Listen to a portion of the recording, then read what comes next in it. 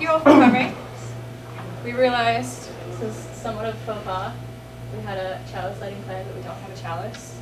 So I called to mind the chalice lighting I learned in RE from about here all the way on, which involved felt. And every kid had the felt flame that we were supposed to stick on the felt chalice and the felt chalice board and sing our little chalice song. So today will be somewhat of an internal chalice. Thank you all for coming. We really appreciate the attention and intention both. Looking forward to building community, building diversity, and building young adult programs and how that they're all really uniquely interwoven together. How we're really talking all about the same things when we talk about diversity. Could you tell us our names before we start? We sure will. Or is that next? That's next. Yeah, we're lighting, and then we'll. So in the spirit of setting the tone for our chat and setting our to share, this is the invitation.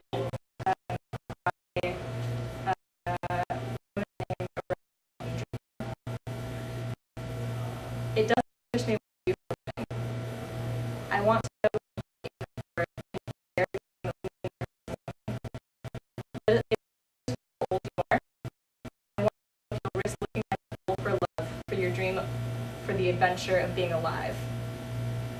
I want to know if you can be with joy, mine or your own, if you can dance with wildness and let the ecstasy fill you to the tips of your fingers and toes, without cautioning us to be careful, to be realistic, to remember the limitations of being human. It doesn't interest me who you know or how you come to be here. I want to know if you will stand in the center of the fire with me and not shrink back. It doesn't interest me where or what or with whom you have studied. I want to know what sustains you from the inside when all else fades away. I want to know if you can be alone with yourself and if you truly like the company you keep in the empty moments. So my name is Peggy, and I'm here today from First Unitarian Church in Philadelphia, where I'm involved with the young adult programming. And I think my somewhat official title we decided last night was Princess of the Fun Committee, which started out as community building, social action for the 18 to 35-ish set. My name is Ranwa Hammamy. I also am a member of First Unitarian Church of Philadelphia. I serve as the chair of our multicultural ministry team and serve on the board of trustees for one more month. And my interest in this is very much looking at how we can engage in multi-generational work and interfaith work to engage in social action issues. Hi, my name is Renee Picho. I'm 32 years old. I'm also from First Unitarian Church in Philadelphia. With the young adult group there, I'm mostly behind the scenes with logistics, and I do a lot of operations for the group and kind of communicating between the larger church congregation and our group and kind of connecting the events back and forth. When you guys come around and introduce yourself, so you could just tell us your name, where you're from, and what brought you specifically to this room today would be great. Start, Rachel. Okay. Hi guys, I'm Rachel. I attend the Towson Unitarian Universalist Church, and what brought me here today, I was really torn between numbers. I was really torn between this one and another one, building multicultural community through music. And so because I didn't think that there would be any young adult workshop, I was like, hey, there's a young adult workshop. I'm gonna go to that one. Cool, thank you. Maybe we can just start back here and then go around. I'm AJ Bennett from the Congregation of Fairfax and YACPAC, and yeah, I'm in a similar situation. Was interested to see a young adult workshop that was here. I was helped make one. I'm with other people from YACPAC and kinds of stuff last year that I also was participating in at last year's annual assembly. So wanted to check this one out. I'm Ada Van Tyne. I'm actually from the Unitarian Universalist Fellowship in Newport News, Virginia, which isn't in this district, but I'm friends with these guys, and I'm a young adult, and yeah, I like young adult stuff. We won't tell. It's my first assembly, so it's Awesome. exciting. I'm Cindy, and I'm from the Unitarian Church of Harrisburg. I'm 21, and I'm here because we're Yak Pack, and we kind of want to see more of you guys, so let's hang out. I'm Alex Seibel, and I am a part-time helper member person thingy of Yak Pack, and I am interested in this workshop because, like reasons mentioned, it's a young adult workshop, and I like those, and I'm interested. Pertinent to our Pertinent, interests. yeah, pertinent to our interests. My name is Judy Ranwa. I'm from the Unitarian Universalist Congregation of Rockville, Maryland. And I'm here because I want to try to figure out some way to keep our young adults. I hate the feeling, and I was a youth group advisor, I know what this is because I used to go to cons like for years. And somehow I do feel like all of a sudden there's nothing, and want something there instead of nothingness. I'm Dana Boyley, and I'm from the Unitarian Church. It's west of Philly and Denver. And we just, our congregation has been trying to build and support youth, and I've gone to things at different general assemblies, and you know, it's better, but it's not like we like it. So we connected with some colleges locally and had young adults who were involved, but I really have to see a lot more lively and sort of front and center versus being sort of more siloed. Absolutely. Being the window dressing, like Susan spoke to. I'm Carol Taylor. I'm a retired Unitarian Universalist minister, and my portfolio when I was working on JPD staff included young adults. And that's, Lynn Cox was on my team, and there were some others. Jan Taddeo was on my team, and I miss working with young adults. But I also know that in retirement, my limitations are more than they used to be. And the first words that I read on this workshop was poetry and prose. And I thought, you know, by the end of the day on Saturday, I'm going to be ready for poetry and prose. That I would really enjoy that kind of workshop after running all day. So it's wonderful to be here with all of you. Thank you so much. I think there's a real diversity of experiences. The college just calls to mind for me a lot of the diversity within our churches already, ones we might not think about, and in particular for young adult programming, the joiners and the lifers. I'm one of those strange unicorns. I'm a third-generation Unitarian. Oh, and thank you. You're here. You're with me. I'm here. I'm still here. And I've also worked for about the last 10 years in youth and young adult development.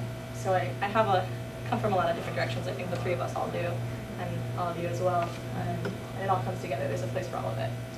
Yeah, and I think that feeds nicely into sort of, we had some aims that we came up with this workshop, but I think given the diversity of experiences in the room, we wanted to make this more of a conversation than, you know, a talking at. And I think that was our intention from the beginning, but even more so today. And so, you know, we are looking at exploring the different diversity of experiences that, you know, the three of us come with something, but so does everybody else in this room as a name. And looking at how we can engage those different experiences in a way that really does address our anti-racist, anti-oppression, multicultural mission as a tradition. And we want to also make this an opportunity for us to creatively explore how we can engage young adults within the congregation in a way that's intentional, in a way that really is enhancing our community and honoring all the different experiences that we have. So those are just, you know, the basic aims that we have. So to begin, we do have a nice, fun warm-up activity. Yeah. So I think, in my experience, one of the quickest and most necessary ways of building community is getting a little ridiculous. It's getting a little vulnerable with each other in ways that you might not be comfortable with. So I need 3 volunteers, hopefully. 2. And then we'll mix it up a little bit, cross the boundaries. We're getting up for this. Yeah. I know on this ended up being the front. So when you come to Unitarian churches, you immediately see, and let me back that up. In my experience and coming to a lot of different Unitarian churches across the country and across the world, there are a couple of archetypes that you see. So, Dana, you are going to be our 22-year-old who just moved to the area for your first job. You know nothing about Unitarian churches, and you've just sat through your first service. And we'll have our coffee hour over here. There'll be the fair trade coffee. There'll be the ladies selling the fair trade chocolate probably next to it. Mm-hmm. Susie, you are going to be the grandmother who wears the tie-dye and sits at the social justice committee and has any number of things that you want to involve other people. And you're going to see Dana over here. And AJ, let's see. Didn't have this in mind. Yeah, you're going to be the grandfatherly figure. You probably have a ponytail. And also, let me preface this is all good fun. This is not, we have no mean to offend anyone. And if I do, my greatest apologies. It's with love and with a lot of years in these churches. So you're going to be the grandfather. You got a ponytail. You probably ride a Harley that you built yourself. That's probably parked right up front, not in the parking lot, but next to the front door. And you're also going to notice Dana over here. And what I really want all three of you to think about when you play this out, we're going to role play for a second here, is how it feels like to be here, how it feels like to be here, and how it feels like to be here. And also how it feels to be in the interaction. And make this as true to your experience, make this as overstated, play this out as you've seen it, as you've felt it any number of times. Any questions? Look, a little trepidation over here. Well, I was thinking I was probably going to sidle out the door. Okay. I think that's completely realistic. I'm guilty of that any number of times. If I don't make eye contact, no one will talk to me. If I don't make eye contact, no one can see me. Okay, so I'm not here. Let's say scene. And I'll. You got a fresh face. What brings you to church? Well, I've been looking for a place to, I wasn't raised in a church, but I heard that Unitarian Universalists. I'm just going to move you this way, so. Oh, sorry. Yeah, Perfect. That's good. So I had some friends who live in Boston, and they go to college there, and they had said that they thought it might be a place I might feel comfortable. I might find people who look like me, and that I might feel comfortable, even though it's a religion and sort of. Well, we certainly hope that's true. We kind of pride ourselves in being pretty accepting, so we really hope you feel welcome. Yeah. Well, I like the posters and stuff about same-sex marriage and that sort of thing. But the service was like a little the hymns and standing and sitting. Well, we do It was really uncomfortable. So we do keep some traditions of the faith of all the different faiths that end up showing up, and I don't know. It's just combining all kinds of different backgrounds into one loving community. And if you say you like the gay rights banners that we have around, you interested in social action? Yeah, I've done things with friends. Wonderful. We've got all kinds of opportunities for you. What do you do? Well, there's a soup kitchen. So it's actually just doesn't have to do with gay rights. I should probably I was trying to think of where that was going. All right, I'm gonna pause here. should probably think of something that has to do with You were way gay too people. nice. Yeah. Let me tell you you how this has gone down in my very personal experience. We all know this image, right? How old are you? Oh, are you new here? Oh, so I'm supposed to be the annoying person. We're going with the stereotype. Go with the Oh, Are you new here? Oh wait, have you Well, I met? figured if it was the tie-dye old lady, she'd probably be pretty cool. Have you met Rachel over here? You look like you two. We might have be all about the kinds of same. young adults. You should go hang out with them. And let's take a second to hear from AJ over here. Okay. I over here. Sounds like you visitor here. Did you enjoy the service? Mixed feelings about it. It was a little uncomfortable actually for me. Yeah, it's hard to sit and sort of participate in a lot of things that were happening. I expected to be a little different. You know. Well, I think one of the good ways to get to church is to get to know some people, other people who are doing things. We got covenant groups and those sorts of things. A what group? Covenant group. What is that? It's a smaller group of people who meet to get to know each other and on a monthly basis to even their spiritual needs and even their spiritual reality and talk to each other and be a support group there for each other.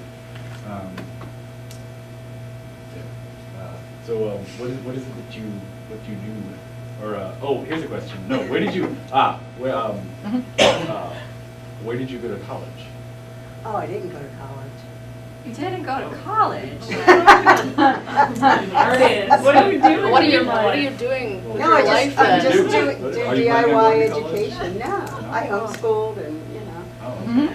Well, So that's- like I don't what's need your somebody plan? telling me how to learn. Yeah, what do you What want to is be your then? Yeah. How do you expect to get a job? I don't know. I might live over there. Let's get See, this is what happens when you have young adults model how to greet young adults. They actually know what to do, right? Yeah. Yeah, I didn't know we were supposed to be doing what actually happens. Like, That was great. Thank you. So, as part of this, one of the things we want to do is sort of feature some of the young adults within the congregation and why they come to First Unitarian and their experiences. So I'm going to do this. Yay!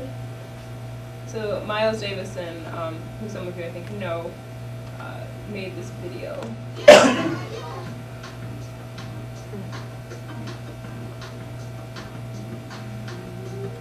Is this on your website?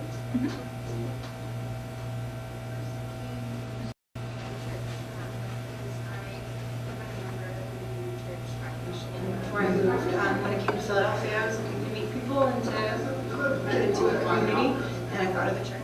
I was actually born and raised here, which actually there's several of our church members who have been not necessarily happening in the world, but any close going over people who are raised in the church. It's been a big tent, which I appreciate. I grew up as a Reformed Jew, an atheist, and this has room for that, and it also has room for my theism and my interest in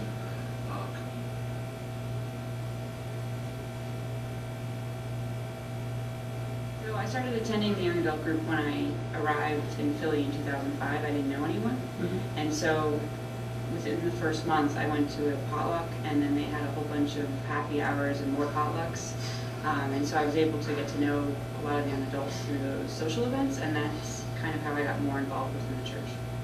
And I got with the YA group actually because my very first service here when Bishop Howard met me, noticed that I was new and said, hey, there's a group here full of people who are your age and who do social things together. And it really made the connection seamless and totally intuitive to move from being a part of the service to being a part of the community of young people here, because somebody picked me out and said, there's a place here where you'll belong.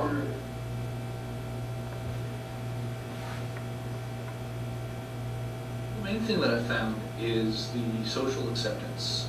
Everybody is okay with a come as you are outlook. There's no vetting, it's not like a sports team where you have to be into a similar interest. It's just a group of people that want to come together in community. So even though I don't, it's years later, I don't attend the young adult events anymore, the friends that I made, we started doing committees together. So we started on membership, and we moved to stewardship and ran the annual auction for a couple of years, as well as the budget drive. And it was that core group of friends that I met in the young adults that carried us through into the other activities of the church. I think the most important for me right now, I've been really excited and really drawn to more spiritual development within sort of the young adult context and what that means, and sort of finding common ground with a lot of the other folk. To be who are seeking something, you want to grow in a spiritual sense, and to build that together is really, I don't know, at this point it's really exciting me.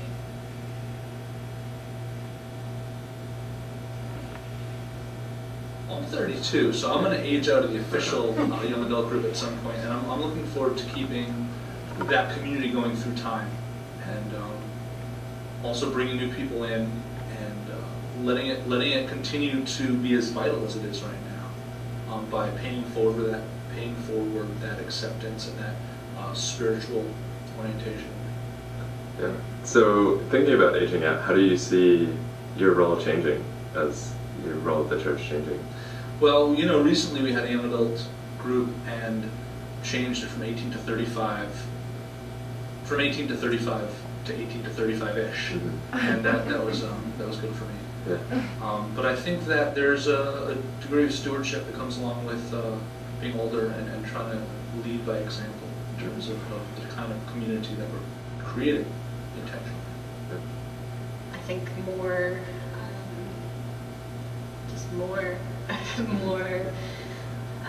fun, more social action, more social justice, more community. I think more people being more courageous about putting ourselves out there in whatever way that we find meaningful. Because you never know what life is gonna take you, and you can't change where you've been. But today, I have the opportunity to choose.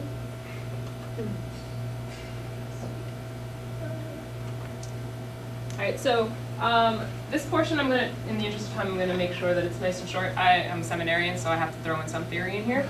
A fellow seminarian is doing a lot of work around intergenerational work, and so she's been doing some explorations of theory regarding the different kind of personalities and leadership styles that come out of the generations that are often found within our congregations. And so you have the silent generation that are more the adaptive artists. You have the boomer generation, that is the idealist, the prophet.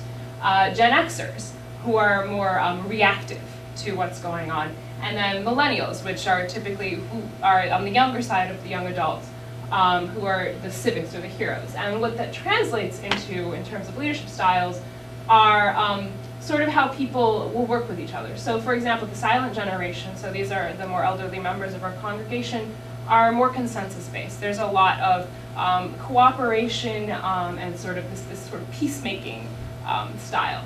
And this is potentially out of result of some of the historical events that have occurred during their lifetime that have shaped their ways of interacting with each other. The boomers are more testament. There's a little bit more of a rebellious element to that. Gen Xers are function. There's more innovation involved in that. And then millennials are convergence. There's a lot about peer building. There's a lot about building strong cooperative institutions. That being said, these are based on a more Amera-Eurocentric perspective on what shapes our experiences as generations. So the events that occur that have shaped these different leadership styles, for example, with millennials, are arguably the wars in Iraq and Afghanistan, or the Occupy movement. So these things that we are coming out of and how we are reacting to them and how we are interacting with them. But how this applies to this idea of multiculturalism, anti-racist and anti-oppression work. Like I said, these are good broad strokes in terms of understanding our society as a whole, but we do need to understand that different people have different experiences and identities. Immigrant populations might not react in the same way, and so how does that affect how we interact with young adults from different backgrounds? The same thing can be said for people of different class backgrounds. So it's something to really think about when you are considering how people will try to lead or how they would want to interact in a group setting. Another thing to think about with young adults is we start off with a new baseline. You know, we're one of the first generations that are having these conversations about anti-oppression and anti-racism in a way that really looks at how they are integrated and how all these different levels of oppression are coming together and are systemically addressed. So that's something that we can bring to the conversation that previous generations had, you know, may have had some knowledge of, but we are coming in with that as our baseline and are building on that. And so again, that sort of impacts how we approach social action. We aren't necessarily looking at one topic or another, but perhaps looking at a more structural approach. And obviously people want to chime in and talk about their experiences with that or, you know, push back. I welcome that. One thing to also point out is that there's a difference between assimilation and inclusion. And I think that oftentimes when a young adult and when a new member comes in and there's an attempt to get them involved, there might be an effort to assimilate them to the current culture as opposed to understand what gifts or talents they might bring that could enhance the culture. And I think hearing Rob Hardy's and Susan Newman this morning, there was some referencing to that a little bit.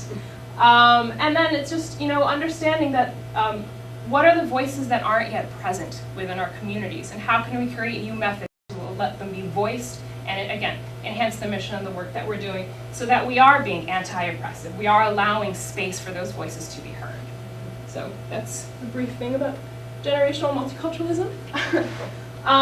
So transitioning into the First Unitarian community, I wanted to give a brief history just so we can lay the foundation for the work that we're going to be doing here and the fun that we will have, I promise.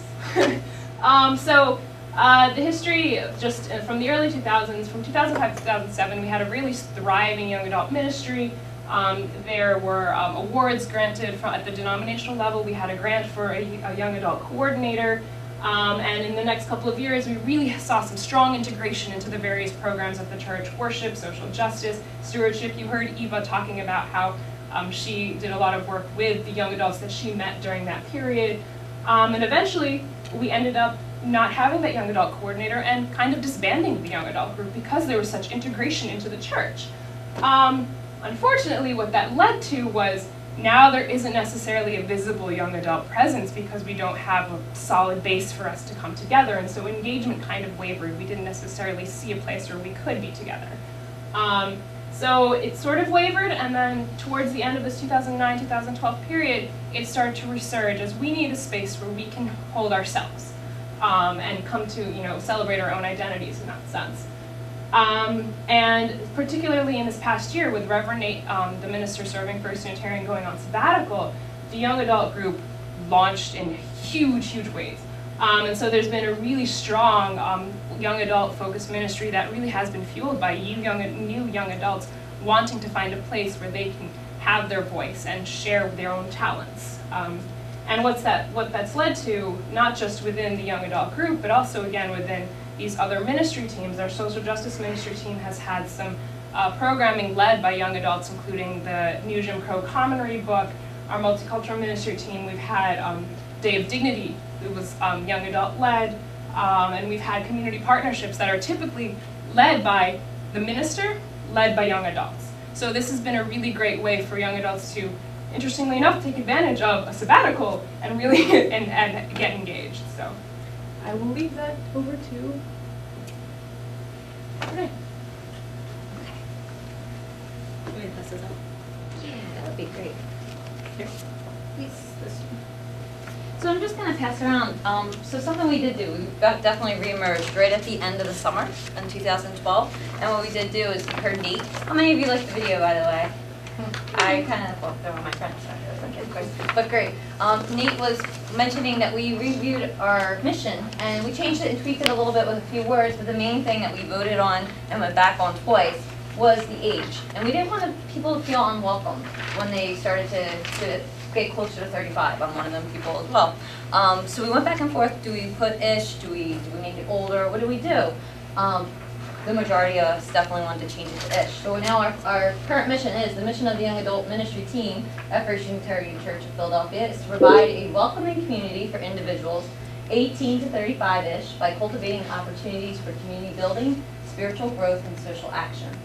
So this led to about almost an active 30 young adults entering into the fall, and as we did that, as it was getting bigger, we only had one person who was sort of coordinating events by the end of August, and he totally was like, you know what, we need committees. There's a lot of you, and a lot of you want to be interested, and I want to harness this.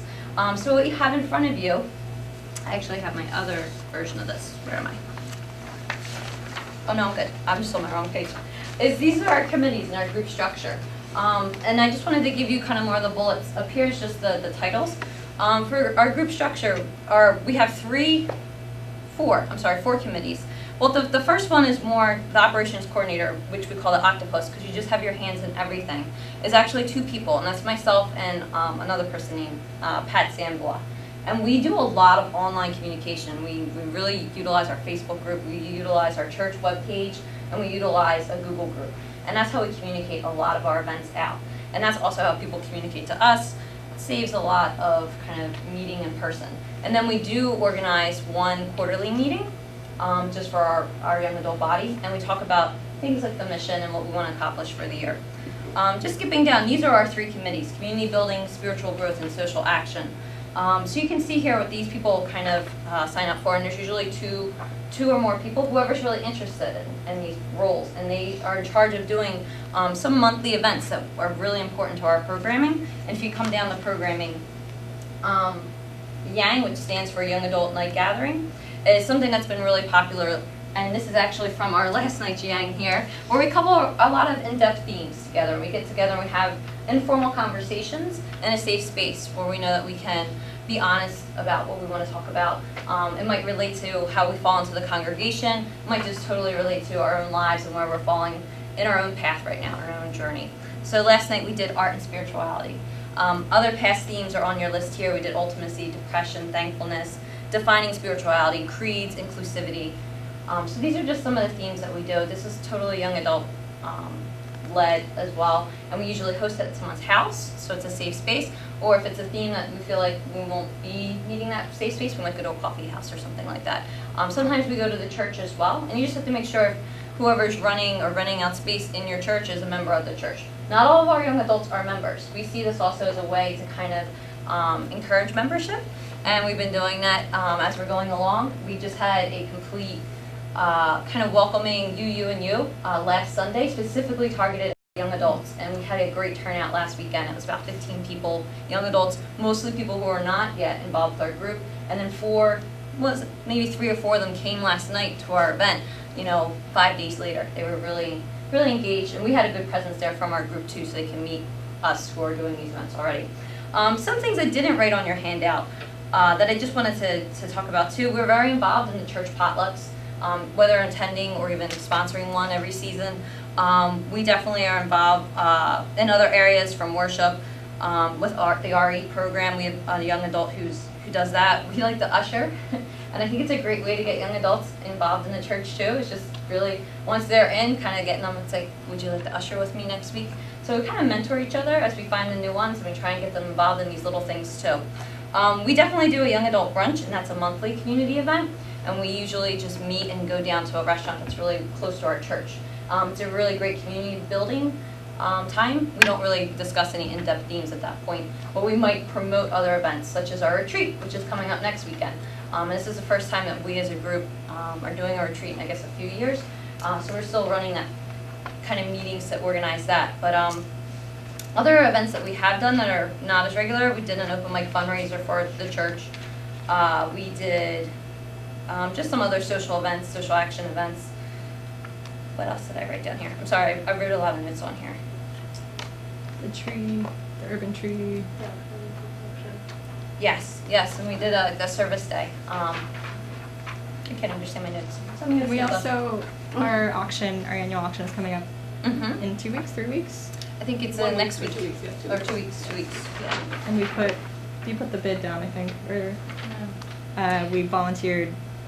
I think there's hours about of 5 man people who hour. are gonna volunteer as a group to do physical service for a day for anyone who needs any yard work or yard cleanup. So we try and leverage and get a group together and do things like that for the church. And we're very much encouraged, of course, as well, whenever there's an event like this. It's like, what are the young adults gonna do now? Because now that we are a visible group, we're expected to really step up and get involved with these areas too. So we are constantly trying to inspire our group to get involved as well. And to add to this idea of it, when she mentioned the fact that there are members of the group that aren't members of the church, that speaks volumes for understanding ministry in another way as well. When you consider the fact that we're not just ministering to the people within the walls, we're ministering to people in the community. And so that's one of the ways that the young adult group is really living out this, if you will, evangelizing nature of our tradition. So. Right. Fun things. Should we do the word map first? Yeah. Alright, so now we get to the poetry and prose portion that you all are waiting for. Should I just write on here? Yeah. So I know this can be particularly challenging for my Unitarian brethren to be concise. So when I say one word, I'm going to hold you to one word, actually one word. Not a hyphenate, not a phrase, one actual word. And feel free to throw it out there if I can't, and if I don't hear you or can't write it down, throw it out there again. What you think, what you hope, what comes to mind, what's in your heart as far as young adult engagement, as far as what this ministry, what you want it to be, what it is already, how you engage to this work, what it means to you, how it's impacted you, a word that you associate with young adult activities within the church. Anyone, everyone, I can just start writing. Outreach.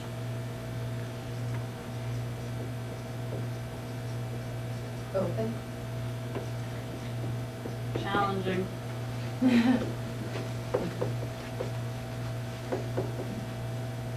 Transformation. Needs. Community.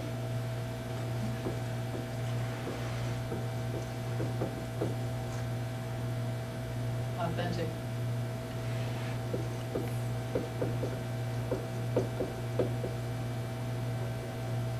Breath. Caring.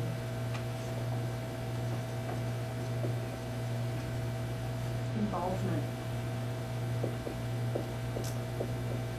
Fun. Integration. Discovering.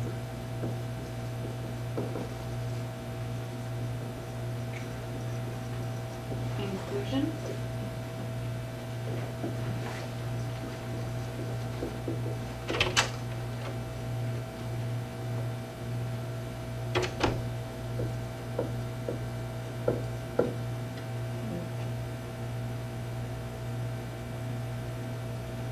Security.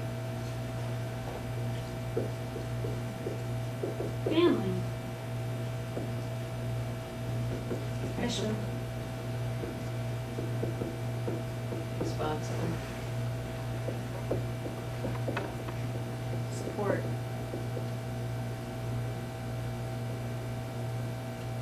Committed.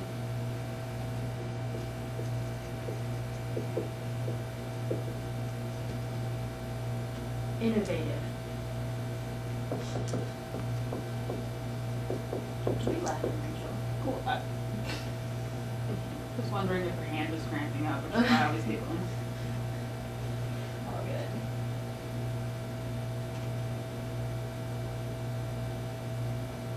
Can we just read them back again? Yeah, please. So that's security, community, inclusion, family, integration, innovative, outreach, home, discovering, open, authentic, mission, breath, challenging, committed, responsible, transformative, involvement, caring, and support. It's powerful stuff. Like what this can be, what this has been. I think to know where we want to be, we have to know where we are, and we have to know where we come from. And so it was particularly important to Ranwa and I to look at where this program has come from and how it sort of cycles. In particular, looking at building or rebuilding young adult activities, my guess from my experience is that they come and go, they flux.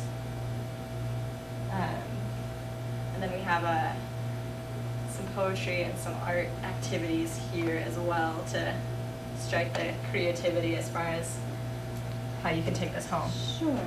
If you would flip your paper over, does everyone have something to write with? And if you don't, you can come up and grab a marker. You can grab them.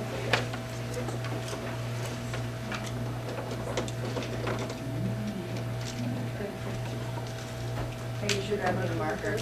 I did grab a marker. Oh, she has. Grab a marker. The rest. Oh, she's coming around. You sold them all. I did. Well, I should have grabbed a Sharpie. Use extra copies of these. But I definitely want to take one home. Don't want it to bleed through too much. Great point. If you're worried about bleeding through, there are extra copies as well. I want to take that home and show that to my young daughter. We've been doing that wrong the whole time. I have that too. Don't that first. Do you want that? I'm going to make you write 18 lines. So just to be, that's how much you have to fit on the page. So if you want to do 18 dashes or anything, or if you don't need to do that at all, just be cognizant that you're going to have 18 lines. What I want you to do is finish these sentences. And they're going to start out, and I'm just going to read it through once, and then I'll go back and do it slower. So you're going to finish these thoughts. I think, I wonder, I want, I dream, I speak, I act, I honor, I cry, I see, I feel, I manage, I support, I seek, I find, I teach, I learn. And then the last two is I blank. You're going to do what you like. And then the last one is I love. Oh, excellent. Thank you. I wasn't sure if you had them. Excellent. They are right up here. So please, if you can, just finish. Take some time. Take all the time you need, and just finish these thoughts. For ourselves? It could be it for yourself or for the group, the young adult group that you wish to have at your church, and your involvement in it. Sorry. I kind of wanted to keep it open.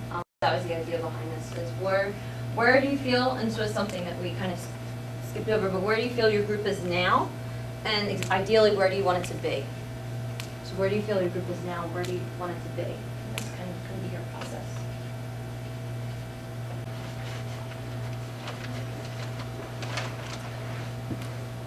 Okay, so what we want to do is, and you can finish up your final thoughts, we just want to divide, or just break up into two groups, so we can count off by ones and twos if you want.